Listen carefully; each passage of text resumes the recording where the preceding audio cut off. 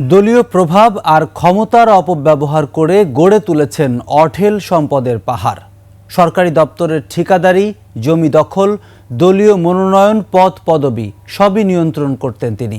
স্ত্রী সন্তান সহ পরিবারের প্রত্যেক সদস্যের নামে রাজধানী সহ দেশের বিভিন্ন স্থানে জমি, ফ্ল্যাট ও ব্যবসা প্রতিষ্ঠান সহ গড়ে তুলেছেন কোটি কোটি টাকার সম্পদ। বলছি জামালপুর ৩ আসনের সাবেক সংসদ সদস্য ও আওয়ামী গডফাদার খ্যাত মির্জা আজমের কথা। প্রতিনিধিদের পাঠানো তথ্য ছবিতে বিস্তারিত জানাচ্ছেন ইউসুফ হাসান নাইম। মাননীয় প্রধানমন্ত্রী তাকে মনোনয়ন দিয়েছেন।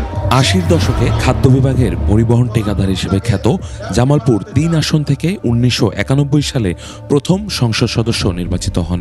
এরপর আর পেছনে তাকাননি তিনি। টানা ৭ বারের এই এমপি কেন্দ্রীয় আওয়ামী লীগের সাংগঠনিক সম্পাদক, যুবলীগের সাবেক সাধারণ সম্পাদক এবং বস্ত্র ও পাট প্রতিমন্ত্রীর দায়িত্ব পালন করেন। রাজনৈতিক দায়িত্ব পালনের পাশাপাশি দেশব্যাপী রয়েছে তার ব্যবসা বাণিজ্য। পাশাপাশি উন্নয়নের নামে প্রকল্প থেকে লুটপাট করেন কোটি কোটি টাকা। ২০ কোটি টাকা ব্যয়ে শহরের দেউরপাড়ের চন্দ্রায় দখল করা জমিতে স্ত্রীর নামে করেছেন আলেয়া গার্ডেন। তারপর ২০১৬-তে ওরা ভার্সিটির নামে জমিটা দখল করে। অনেক ঘোরাঘুরির পরও আমার মূল্য দেয় নাই, আমার আসতেও দেয় নাই। আমরাও যায় ২-২৫০ লোকে যায় প্রতিবাদ করছি, আমগো রাস্তা মাস্তা দিব না, মানে আমগোর কথা শুনেই নেই। সে কি একটা পানি যাবো, একটা পানি খাবো, হি আমার জায়গাটা দেয় নাই। আর এই জায়গারে আঙ্গুরে কত জোর জবস্তি করে দখল করে যে নিছে।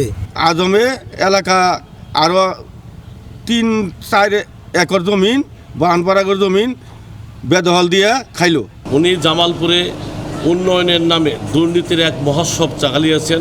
পৌরসভার ডাম্পিং স্টেশনের জমিতে রাস্তা বন্ধ করে গড়ে তোলেন রিক্রিয়েশন ক্লাব। শেখ ফজিলতুন্নেসা মুজিব বিশ্ববিদ্যালয় নামে ব্রহ্মপুত্র নদের ৩০ একর জায়গাসহ দখল করেন স্থানীয়দের জমিও। এছাড়া হাজার কোটি টাকা বিদেশে পাচারের অভিযোগ রয়েছে মির্জা আজমের বিরুদ্ধে। সিল্কোর সিল্ক অ্যান্ড শাইন, যাতে আছে আর্গান অয়েল ও ওট প্রোটিনের গুডনেস, যা আপনার চুলকে রাখে হেলদি অ্যান্ড শাইনিং। যে কাজ ৫০ টাকা দিয়ে করা সম্ভব সেই কাজে ৫০০ টাকা বরাদ্দ হয়েছে, ৪৫০ টাকায় লুটপাট করা হয়েছে। যে কারণে গত ১৭ বছরে উন্নয়ন যা হয়েছে তার চেয়ে আওয়ামী লীগের নেতাকর্মীদের লুটপাটের মধ্যে তাদের ভাগ্যের উন্নয়ন হয়েছে। ৫ আগস্ট শেখ হাসিনার পতনের পর থেকে পলাতক রয়েছেন মির্জা আজম ও তার পরিবারের সদস্যরা। তার বাড়ি, রিসোর্ট, ব্যবসা প্রতিষ্ঠান ও অন্যান্য স্থাপনায় হামলা চালায় ছাত্র জনতা। ইউসুফ হাসান নাইম, ২১ টেলিভিশন।